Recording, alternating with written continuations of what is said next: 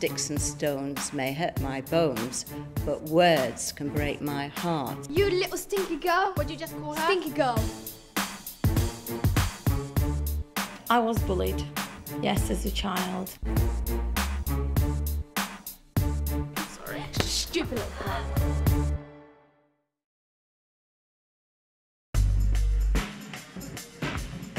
In this programme, we will look at how to spot the sometimes subtle and complex ways that girls bully girls. I like your, we gotta go. See you later. We'll see how bullying has evolved in the age of the mobile phone and internet. So the bullying can occur out of school hours as well. And show how those who bully can be overcome, not by authoritarian intervention, but by their peers taking control. You actually need to go to the root of the problem, which is usually the bully, and speak to them about why they were bullying that person. Hey, Chelsea, man, you are so rubbish. They're losing so badly. Push me, man. Until fairly recently, bullying was seen as largely a boy thing. Fists flew in order to establish a recognised pecking order. But girls' bullying can be even more harmful, as director of bullying charity Michelle Elliott knows better than most. In the past, we've thought that girls bullying other girls was just a rite of passage. It would just, it was minor. We know now that the hurt that it causes the victim can be lifelong, and we ignore it at our peril. 20 years ago, Val Bisag was perhaps the first educationalist to realise girl bullies can cause lifetime damage, with as many as 75% of women saying that they were bullied at school. Today she's visiting Princess May Primary to help the older children recognise different forms of bullying. Give this person a name, a boy or a girl? Frank. Frank, okay, Frank. Here's Frank. Each one of you say something horrid to Frank. Your brain's so small, it's the size of a peanut. You look so ugly. When you were born, the doctor fainted. When the doctor saw you, fainted. You're so dumb. You're skinny. When people say nasty things to you, sometimes we say, it tears me apart, it rips me up. For Val, it's girls bullying girls that require special attention and understanding. Girl bullying is more difficult for girls to cope with because a boy using his feet and fists and his physical prowess wants to show off his power in front of his friends. He may not know the boy, may not know the boy's name, he may go to a different school. As long as he can make a fool of the boy or show his dominance, that's fine. But with girls, their rationale is very different. And it's usually within the friendship group, within the class, certainly within girls they know. And so it makes it very difficult for the target to get out of the bullying. They are trapped in the relationship that's already ongoing. I think boys use more pushing and shoving, whereas like girls use like gossip and talking. As young as 6, girls have already noticed gender plays a part in the way bullies operate. I think girls are different than boys because they don't really do what boys do, because girls just really say, I'm not your friend anymore. Boys fight a lot, but girls don't. They just call each other names, and that's just picking on them. Some Calverton pupils will move on to all-girls secondaries, and such schools occasionally can provide a bully with the perfect fodder. Walthamstow School for Girls head Rachel McFarlane recognises the dangers. Boys are much better at forgiving and forgetting and moving on, and girls will very often get into a situation where there's been some name calling or ill feeling, and maybe somebody's tried to intervene to resolve it, but then it festers or it resurfaces, or a chance remark can cause an old score to quickly kind of come to the fore again. The kind of bullying that we find ourselves dealing with is usually fairly low-key, thankfully. It usually is about name calling.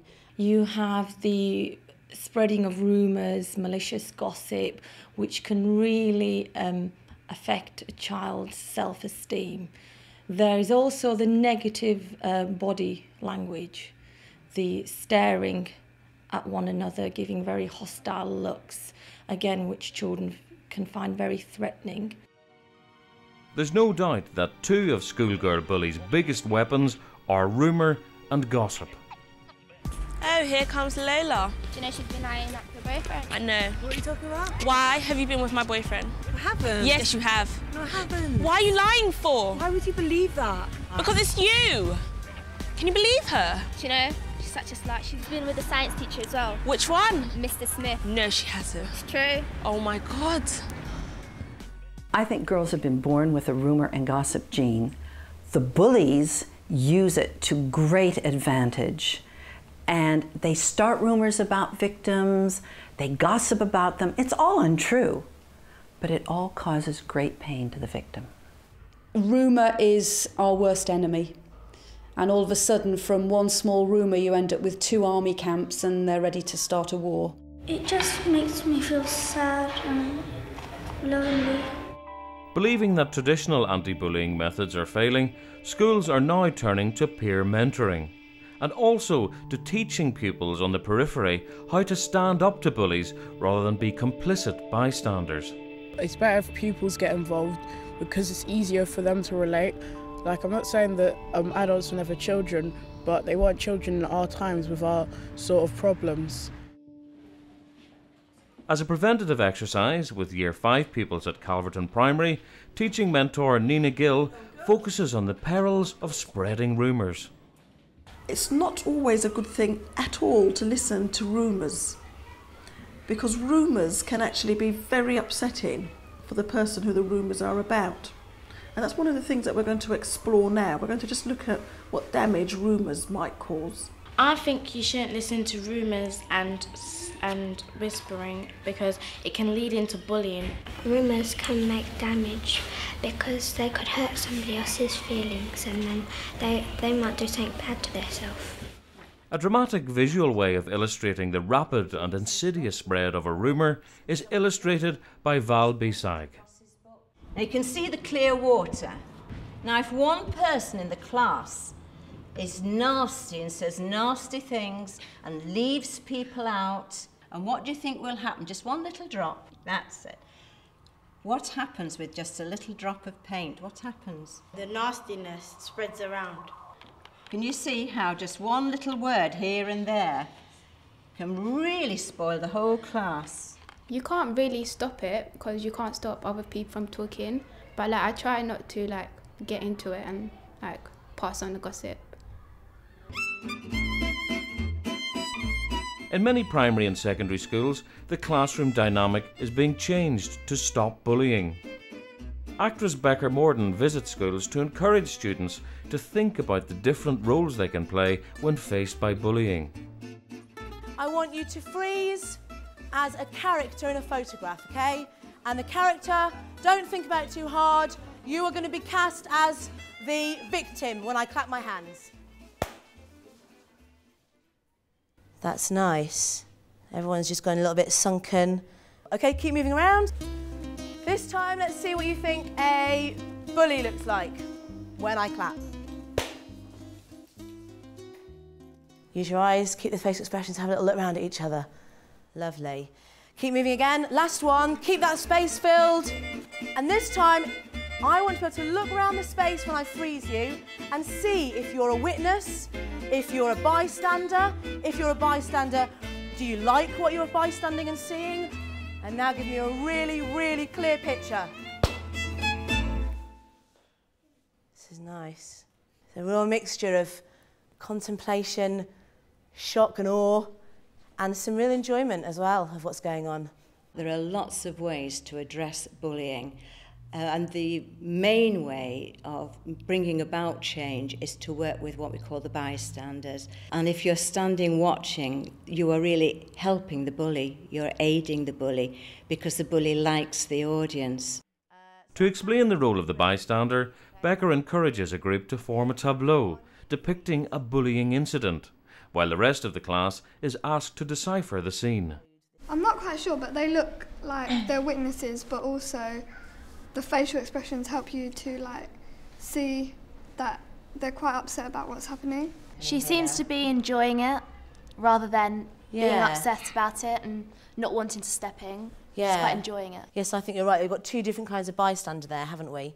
We've got our bystander who stands back because they're a bit anxious, doesn't know what to do, and we've got a bystander who's actually quite getting off on the whole thing.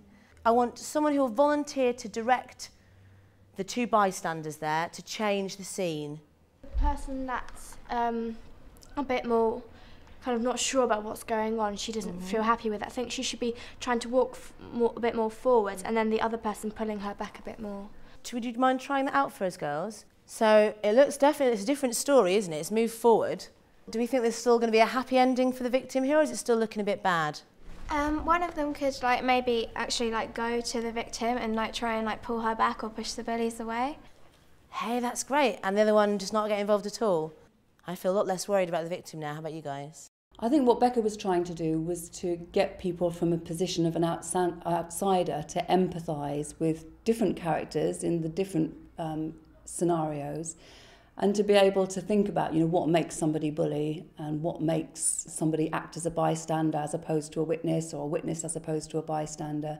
And also just to think in a very upbeat way that bullying is not something that we just have to tolerate and accept, but very quickly and easily one can intervene to make the situation a positive one and to bring about a resolution. So I thought it was very interesting the way she asked the audience to take the role of director, and just with a couple of concise instructions completely changed the atmosphere of the tableau. Becca then asked the girls to write and perform a 1-minute scene showing a bullying incident which ends in a positive outcome. Oh, you have to be hiding. Oh, do the fighting scene. Do the fighting scene. Do Mr. Jackson. Yeah. Doing the beater. So you do that. Like that. Go on, check him. We got to do it at the same time. Not. If I give you 1 more minute, will you be done? Is that okay? Be wrapped up? And you've got your positive outcome or some kind of witness intervention, have you? Excellent. Well done. Nice eyeshadow. Thank you. Lovely. You little stinky girl. What did you just call her? Stinky girl. She's my friend, you know, back off. Oh, whatever. Can you please leave her alone because she's not doing anything wrong to you? Can you just... Shut up. Let's go. No. See, back off. Oh, whatever.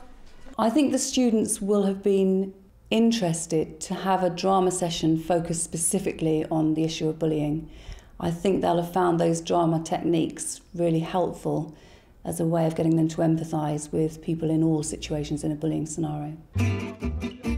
At Princess May Primary, head teacher Stephen Spooner thinks girls can be given the tools to combat bullying. I think very often that the bullying can be resolved by the children themselves with the support of peers or the learning mentor. With this in mind, Stephen has just set up a new peer mentoring scheme. As part of their training, a group of Year 6 peer mentors are reenacting an actual incident which has just occurred in the year below.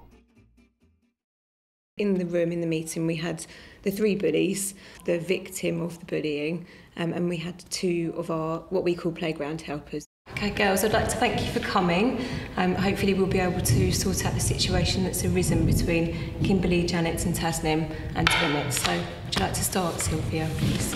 What has been happening to you these couple of days? Well, they've been bullying me around, and they're always calling me names, and they never accept me in their gang, and they never want me to play with them. It just makes me feel sad and lonely. Okay, how do you feel about that?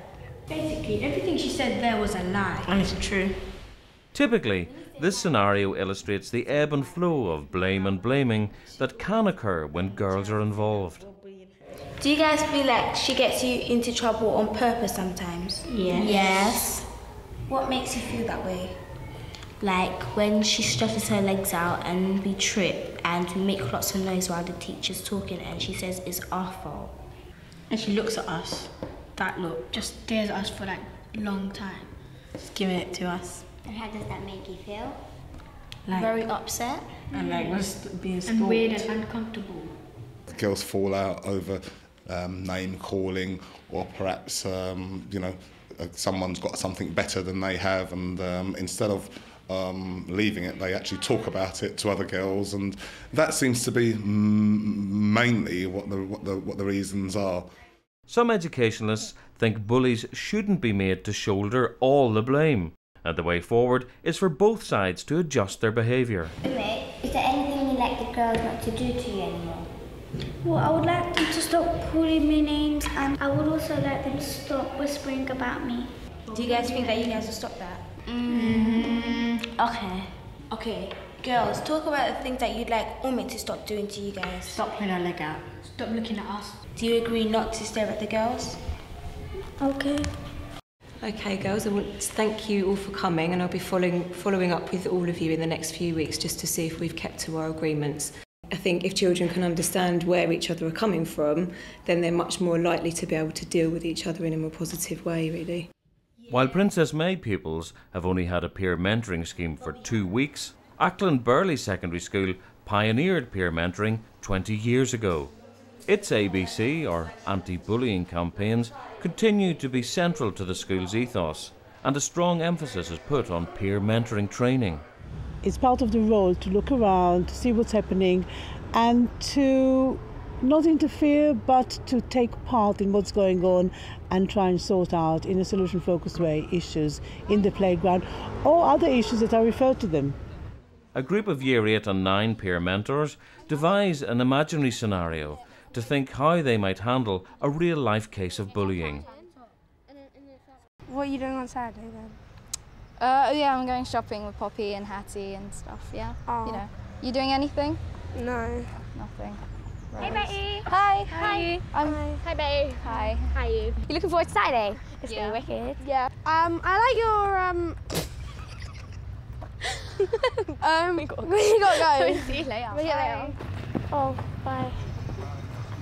Do you know what they were laughing at? Stuff, you know. TV. Oh, yeah. Yeah, sure. Yeah. So, yeah.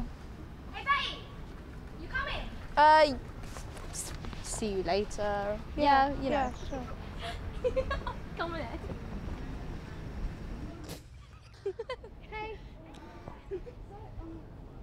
Two peer mentors have been watching the group ganging up on one girl, and they intervene. But why did you say that? But it's not always us. Everyone always thinks it's our fault. Everything we get blamed for. How do you think it's fair on us? Well, it can't be that fair. But are you admitting to talking about her? Yeah, but not to her face. Yeah. Yeah, but that's worse. How's it worse? If we're not saying it to her face, then why is she going to get upset? Why are they annoyed with you? I don't know. Maybe I've done something. I don't think you've done anything, because aren't they supposed to be your friends? Yeah, I guess, but... But if she finds out that you haven't said it to her face, that's going to make her feel worse about it, that you can't go Well, up so we and go say it over to her face now and tell it all to her face. How do you think she's going to feel? I'm going to feel bad, but at least you told it to her face. Creating a peer support system in the school is about a sense of belonging, is about a sense of belonging to the community. And this is, to me, the magic of having peer support, because they enjoy doing it, they're contributing to the school, and it's very much part of inclusion. When we talk about inclusion, people talk about the needy children, those we need to help. But actually, this is part of inclusion, because these are including the good kids doing stuff for their schools. As a peer mentor, I think that quite a few people would think that it was our job to go toward the victim side, but I think sometimes in situations that can actually make it worse, and that you actually need to go to the root of the problem, which is usually the bully, and speak to them about why they were bullying that person, because often they're upset about something else, or they feel like they're feeling small, and they might be even being bullied by somebody else, so they feel they have to take their aggression out on somebody else to make them feel big and powerful. Other schools are increasingly turning to peer mentoring as part of their armoury to defeat bullies. We're developing a peer mentoring scheme with Year 10 students to work specifically with Year 7s and 8s. It's in its pilot stage at the moment, but it's something I'm really excited about, because I think it will have a big impact on the students. A girl bully can start at a very tender age, soon after the start of their formal education. We've been able to identify issues of bullying in children as young as Year 2 children, where we find that children are usually bullied, girl-on-girl bullying, because there's some sort of social shortcoming that's been identified in a particular child. So, for example, a child might be perceived by others to be not pretty enough, or perhaps maybe too fat, or possibly even too skinny. And once this child has been identified as having a particular shortcoming or perceived to have this particular shortcoming, it's not unusual for some children to deliberately form an exclusion group and to deliberately exclude this child from participating in games in the playground. Knowing how early bullying behaviour can start, Nina Gill uses circle time to try to alert 6-year-old girls to the damage it can cause. Sticks and stones might break my bones, but words will never hurt me. I've been working with the Year 2s, a small group of 6 children, to look at ways in which we care about ourselves and others around us, particularly in relation to protecting each other from forms of bullying. We looked at a miniature-sized heart, and the children thought about ways in which they looked after their own heart, and then they looked at ways in which they could look after other people's hearts and explored why somebody's heart might become hurt. When someone's being bullied, you should quickly tell Miss, or you should stand up for them. Don't hurt their feelings, or if somebody bullies them or picks on them, we can go up to them and stick up for them. Tell the person who's hurting the child to not do it again. When you go up to them, you ask them if they're all right, and then you care about them because their heart is special. Ensuring that hearts are looked after is one role for school council members. Their proactive approach has helped Calverton win Primary School Council of the Year. I do get most people coming up to me in my class saying I've been getting bullied, and they're a bit scared to tell the teacher just in case they get in trouble as well. So then I'll be able to take it to Miss Gill. I will then take on board any important decisions that need to be made. They will be involved in the process, but if the process becomes very difficult and parents are involved, then it does become an issue for the learning mentor and senior management. While hair pulling and name calling may always be part of the school playground, mobile phones and the internet are keeping bullies and their targets connected outside of school. So there is the bullying occurring via mobile phones, text messaging, and through emails. They're setting up websites about you. They are getting other people to set up false websites, and it is absolutely driving kids mad. In fact, it's driving them to the point of suicide. And we've had some suicides because of that kind of bullying.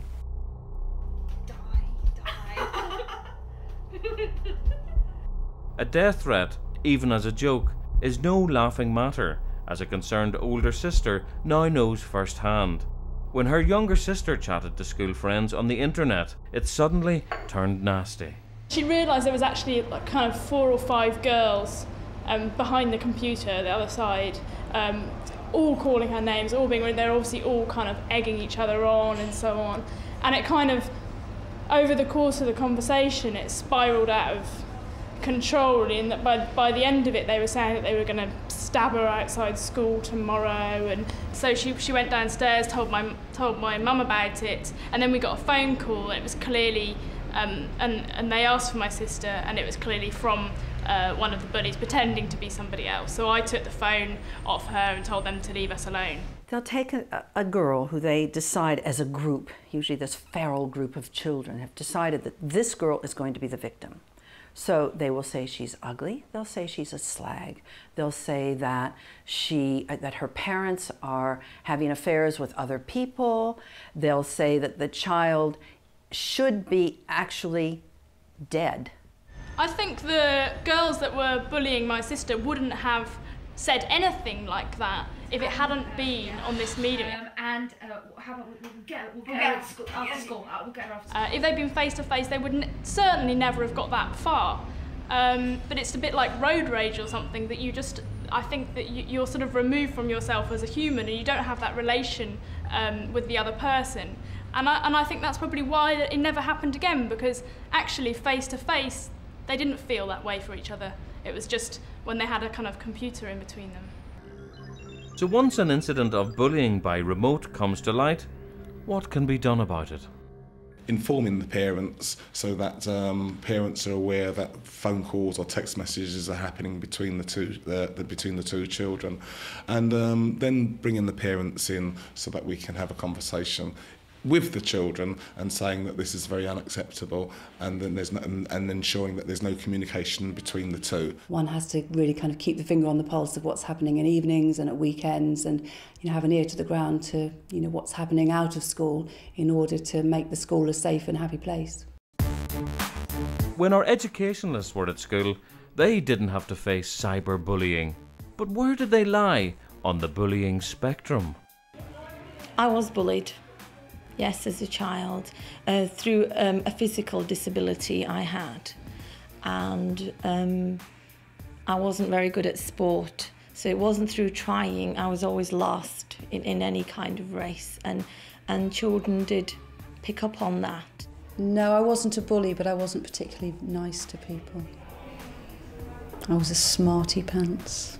I remember in school being bullied by a girl with her little gang. She wasn't in my class but would lie in wait. And I don't tell children this, but one day I got in such a temper, I hit her, and she didn't bully me again. When I was in primary school, I was most certainly bullied. When I got to secondary school, I think that I would admit to possibly being a little bit of a bully when I got to year 3, which is the equivalent of year 9 now, I think. I was never badly bullied, but I can remember being ostracised by a group of girls on several occasions when I was at secondary school, and just how hurt that made me feel.